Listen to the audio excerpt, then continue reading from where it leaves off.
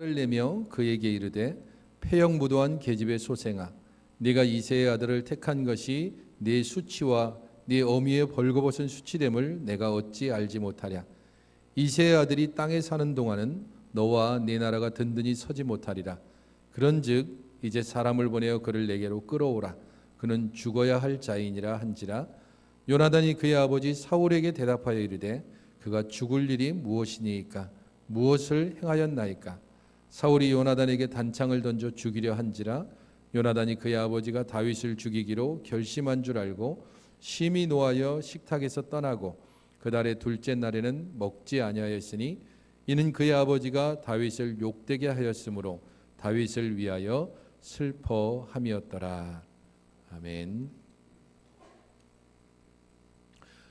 1월달과 2월달 가정예배 때에 두 가문 이야기라고 해서 엘리 가문과 사무엘 가문에 대해서 우리가 함께 살펴봤습니다. 엘리 가문은 여호와의 제사를 멸시한 엘리의 두 아들의 모습을 보면서 체면을 중시한 엘리의 가정교육이 얼마나 가정을 파탄으로 몰고 갈 수 있는가 하는 것을 알려줍니다.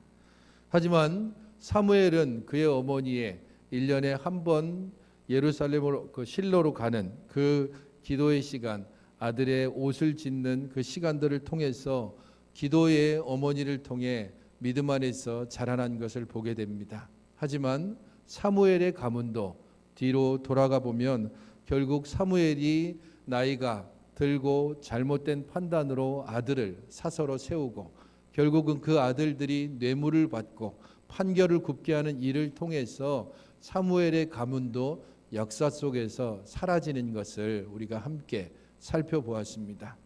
가정의 모습은 믿음 안에 온전히 서도 그대로 지속되기가 쉽지 않습니다. 그럼에도 불구하고 우리가 이 가정에 대하여서 끊임없이 소망하고 기대를 가져야 하는 것은 하나님께서 가정을 통해 주의 나라를 이 땅 가운데 보이기를 원하시기 때문입니다. 이제 사사시대가 지나고 새로운 왕조시대, 왕이 다스리는 시대가 되었습니다. 이 왕이 다스리는 시대의 첫 번째 왕인 사울과 그리고 두 번째 왕인 다윗의 집안을 우리가 함께 살펴보면서 새로운 시대에는 새로운 가문이 어떤 모습을 우리에게 보여주고 있는가를 함께 살펴보기를 원합니다. 오늘은 첫 번째로 사울 가문의 모습입니다. 사울 가문의 모습을 우리가 함께 보고 있는 것은 사실 결말 부분입니다. 이 가정이 어떻게 파탄 났는가 하는 것을 살펴보는 것이 오늘 본문 내용입니다. 33절과 34절을 같이 읽어보시기 바랍니다. 33절, 34절입니다. 시작. 사울이 요나단에게 단창을 던져 죽이려 한지라. 요나단이 그의 아버지가 다윗을 죽이기로 결심한 줄 알고 심히 노하여 식탁에서 떠나고 그 달의 둘째 날에는 먹지 아니하였으니 이는 그의 아버지가 다윗을 욕되게 하였으므로 다윗을 위하여 슬퍼함이었더라. 아멘. 오늘 본문을 그냥 일반적으로 드라마틱하게 이야기를 전개한다면 이렇게 될 겁니다. 그날 저녁 식사 자리에서 무슨 일이 있었는가? 이게 오늘 전체 이야기를 살펴보는 중심입니다. 도대체 즐거워야 될 식사 자리에서 도대체 무슨 일이 있었는가 하는 겁니다. 한마디로 얘기하면 아버지가 아들을 죽이려고 단창을 던지고 아들은 아버지에게 노해서 식탁 자리를 박차고 뛰어나가 버립니다. 즐거운 식사 자리가 완전히 엉망이 되어진 오늘의 모습을 살펴보면서 사울의 가문이 왜 이렇게 되었는지를 우리가 함께 살펴봐야 됩니다. 아버지가 던진 단창, 그게 어떻게 생겼을까요? 한번 단창의 모습을 완전히 똑같지는 않겠지만 아마 단창은 이런 모습일 겁니다. 표창하고는 다릅니다. 제법 좀 긴. 그래서 저 정도 되는 단창을 식사 자리에 사울이 손에 쥐고 있었을 리는 없습니다. 그렇기 때문에 저 단창은 옆에 따로 두었든지 아니면 사울이 지금 워낙 다윗을 쫓아가고 그리고 쫓는 그런 시기가 계속되고 있기 때문에 사울 뒤에 있던 그의 호위 무사들, 그 사람들이 가지고 있던 창을 좀 빼앗아서 자기 아들에게 지금 던지는 장면이 오늘 등장하고 있습니다. 아들을 죽이려고 다른 사람이 가지고 있던 창을 빼앗아서라도 던지는 그런 비정한 아버지의 모습. 왜 아버지와 아들의 관계가 이렇게 부서지고 깨어지고 말았는가? 그것을 살펴보기 위해서는 사울의 분노를 먼저 살펴봐야 됩니다. 오늘 본문의 첫 번째인 30절입니다.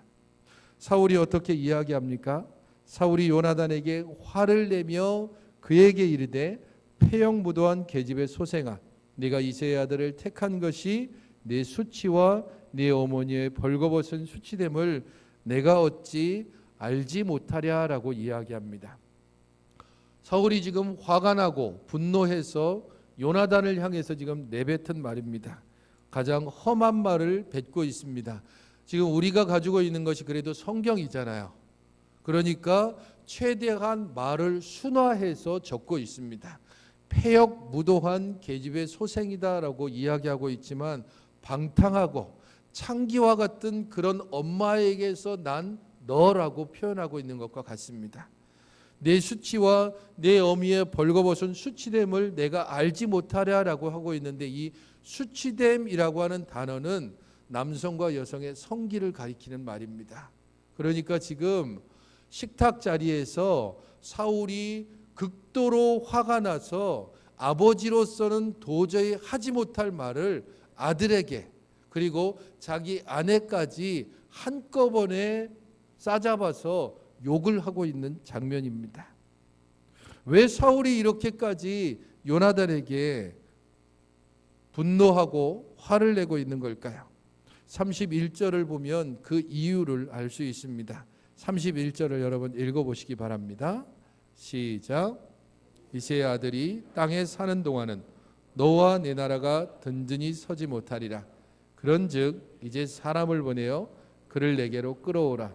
그는 죽어야 할 자니라.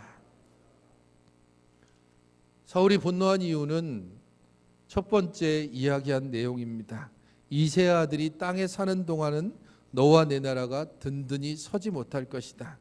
이새의 아들, 이 이새의 아들은 다윗을 말합니다. 다윗이 살아있는 동안에는 너는 다음번 왕이 될 수 없다. 도대체 왜 그걸 모르느냐?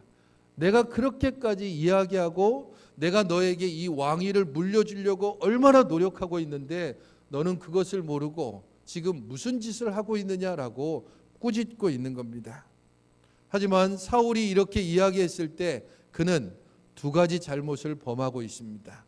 그 첫 번째는 하나님의 말씀을 무시하는 잘못입니다. 사무엘상 15장 28절을 같이 읽어보시기 바랍니다. 시작.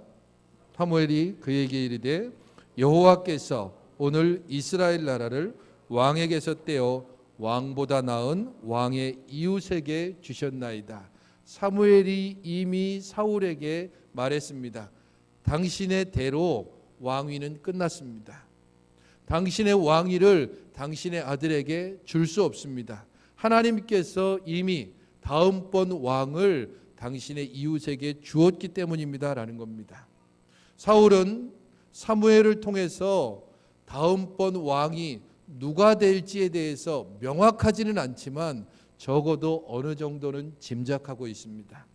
하지만 확실한 것은 자신의 아들 요나단이 왕이 될 수 없다는 말을 하나님의 사람인 사무엘에게 들었습니다.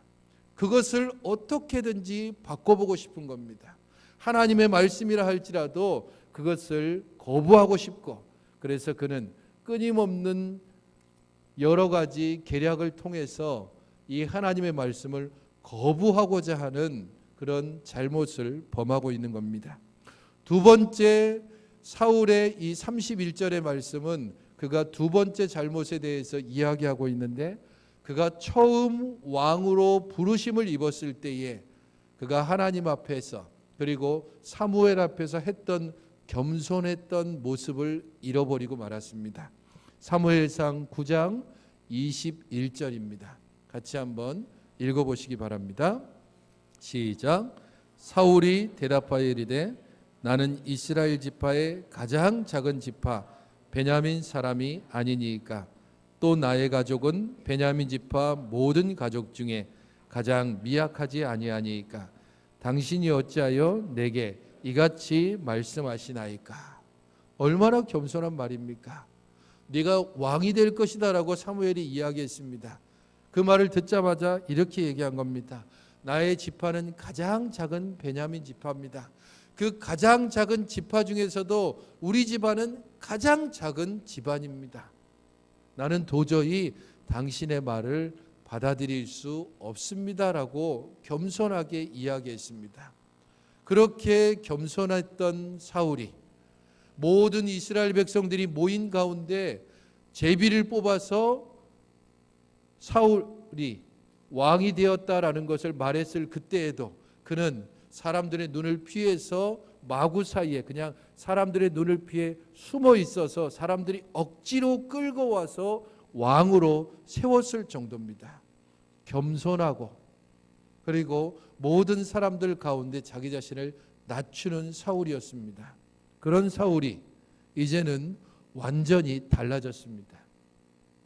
왕이 되고 보니까 사람들을 거느리고 보니까 그의 말 한마디에 사람들이 죽기도 하고 살기도 하고 그의 말 한마디에 사람들을 모으기도 하고 흩어뜨리기도 하고 그런 일들을 반복하다 보니까 권력이 무엇인지를 알게 됐습니다. 그리고 그는 그 일에 완전히 취해버리고 말았습니다. 그가 다윗이라고 이야기하지 않고 30절 31절에 다른 호칭으로 이야기하는 것을 보십시오. 뭐라고 얘기합니까? 이새의 아들이라고 말합니다. 다윗이라고 표현하지 않고 이새의 아들이라고 말하는 것은 이새의 아들, 얼마나 보잘것없는 집안인지, 저 베들레헴에서 그냥 목동 생활을 하고 있는 집안에 하잘것없는 집안이다라고 이야기함으로써 겸손함을 잃어버린 사울의 모습을 우리에게 보여줍니다. 왜 사울이 이렇게 됐을까요? 그것은 거슬러 올라가 보면 사울이 이렇게 되고 가정이 파탄나게 된 것에는 계속적인 어떤 일들이 있었습니다. 사울의 가정이 파괴된 것은 단순히 지금 요나단과의 문제가 아니라 그의 딸들과의 관계도 이미 이전에 파탄나 버렸습니다. 다윗이 점점점 사람들 사이에 이름이 떨쳐지고 사울에게 위협이 된다는 것을 알게 되자 사울이 어떤 묘책을 내냐 하면 자기의 딸, 첫째 딸 메랍이라고 하는 딸을 다윗에게 주겠다고 제안을 합니다. 하지만 다윗이 이 딸과 결혼할 즈음에 딸을 다른 사람에게 또 시집 보내버립니다. 이렇게 정치적으로 첫 번째 딸을 이용하려고 했던 사울의 모습을 통해 첫 번째 딸이 아버지에게 얼마나 실망감을 가졌을까요? 거기에서 끝나지 않습니다. 그렇게 다윗에게 시집가지 못하고 다른 사람에게 시집갔던 그 첫 번째 딸이 낳은 5 아들, 이 5 아들은 나중에 사울의 잘못으로 말미암아서 기브아 사람들에 의해서 5 아들이 한날 모두 목이 베는 죽임을 당하게 됩니다. 첫째 딸의 이러한 사울과 첫째 딸의 모습이 완전히 무너져 버린 것을 알 수 있습니다. 두 번째 딸도 있었습니다. 미갈이라고 하는 딸. 그 미갈은 다윗을 사랑했다라고 말하고 있습니다. 다윗을 사랑하는 이 미갈의 마음을 이용해서 사울이 또 정치적인 술수를 부립니다. 사무엘상 18장 21절을 보게 되면 사울이 다윗에게 이렇게 말합니다. 읽어보시기 바랍니다. 시작. 내가 딸을 그에게 주어서 그에게 올무가 되게 하고 블레셋 사람들의 손으로 그를 치게 하리라. 딸이 다윗을 사랑한다는 것을 알고 다윗으로 하여금 내 딸이 너를 사랑한다, 그러니까 둘이 이제 결혼시켜 주겠다라고 하면서 속으로는 어떤 마음을 품었냐 하면 어떤 한가지 제한, 곧 블레셋 사람들을 죽이고 전리품을 얻어오게 하는 그런 계략을 통해서 다윗을 죽이려고 한 겁니다. 사랑하는 딸의 마음을 이용해서 자신의 정치적인 수완, 목적을 이루려고 하는 사울의 모습을 보면 이미 딸과의 관계도 완전히 무너졌다는 것을 알 수 있습니다. 그런 미갈이 또한 아버지를 어떻게 대하는가? 19장을 보게 되면 다윗을 보호하기 위해서 미갈이 아버지를 속이는 장면까지 등장합니다. 사울이 아들 그 다윗과 미갈이 함께 있는 것을 알고 부하들을 보내서 체포해 오라고 합니다. 그리고 그것을 미갈이 알고 다윗에게 지금 피해라. 그렇지 않으면 당신 죽을 거다라고 하면서 창으로 다윗을 달아서 도망시킵니다. 그리고 아버지가 보낸 사람들이 도착하자 침대에 누워 있는 것처럼 그렇게 꾸며놓고 아버지를 속이는 일들이 있습니다. 19장 사무엘상 19장 17절을 보면 다윗이 나를 죽이려고 했기 때문에 어쩔 수 없이 내가 그 사람을 도망가게 했습니다라고 아버지를 속이는 장면이 등장합니다. 아버지가 딸을 속이고 딸이 아버지를 속이고 아들은 아버지를 속이고 다윗을 도망가게 하고 그런 아들을 식사 자리에서 창을 던져서 죽이려고 하는 사울의 집안의 모습을 생각해 보십시오. 왜 이렇게 되었을까? 하나밖에 없습니다. 하나님의 말씀을 잃어버렸기 때문에, 겸손함을 잃어버렸기 때문에 그렇습니다. 한 집안의 가장이 하나님의 말씀도 있고 한 집안의 가정이 하나님 앞에서 겸손함을 잃고 스스로 교만해지고 권력에 취할 때에, 그럴 때 그는 자기만 무너지는 것이 아니라 자기의 아내도 자기의 자녀들도 완전히 무너뜨리게 되는 것을 사울을 통하여서 볼 수 있습니다. 요나단이 아버지에게 하는 말을 보십시오. 32절을 보면 그가 이렇게 이야기합니다. 그가 죽을 일이 무엇이니까? 무엇을 행했습니까? 아들만큼은 제정신 차리고 아버지에게 이야기합니다. 다윗이 도대체 무슨 죽을 일을 행했습니까? 아버지 좀 정신 좀 차리십시오. 그렇게 이야기하는 아들을 향해서 창을 들고 던져서 완전히 가정을 파탄내버리는 사울의 모습을 보게 되면, 권력에 빠지게 되면, 스스로 교만해지고 스스로 자기가 높은 자리에 올라가는 그런 가장이 있게 되면 온 가족이 완전히 비참한 상황에 빠지는 것을 알 수 있습니다. 성도 여러분, 넷째 주마다 우리는 가족 예배를 함께 드립니다. 이 가족 예배의 시간대마다 우리는 성경에 나오는 각 가정들의 모습을 하나씩 살펴보고 있습니다. 오늘 사울 가정의 모습을 보십시오. 가정이 무너지는 가장 근본적인 이유는 돈이 없어서가 아닙니다. 가족 간의 사랑이 식어서도 아닙니다. 뭔가 아들이 혹은 딸이 혹은 아버지와 어머니가 서로에게 감정적으로 문제가 생겨서 그런 것도 아닙니다.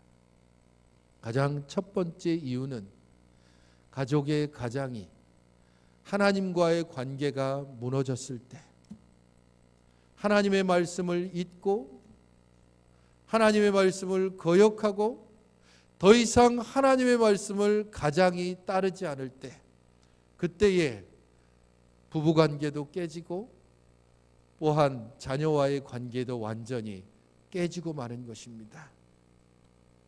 가장된 우리 모든 집사님, 또 우리 장로님, 우리 모든 성도 여러분, 하나님과 제대로 관계를 갖고 계십니까? 자녀된 우리들 모두 하나님과 온전한 관계를 가지고 하나님 앞에 날마다 자기 자신을 돌아보고 있습니까? 그 하나님의 말씀 앞에 스스로를 낮추고 겸손함으로 하나님의 말씀을 들으려고 하고 하나님의 말씀 앞에 나 자신을 낮추며 순종하려고 하고 있습니까?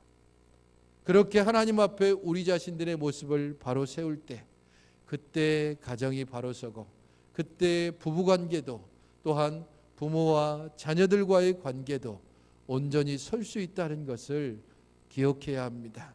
사울의 가정이 무너지게 된 결정적인 이유는 사울이 하나님과의 관계를 무너뜨렸기 때문임을 기억하십시오. 우리가 하나님 앞에 우리 자신들을 바로 세우는 것, 그것만이 우리의 가정이 바로 서며 우리의 자녀들이 하나님 앞에 온전히 설 수 있다는 것을 기억하면서 우리 하나님과의 관계를 온전히 세워가는 우리 모든 성도들이 되시기를 주님의 이름으로 축원드립니다.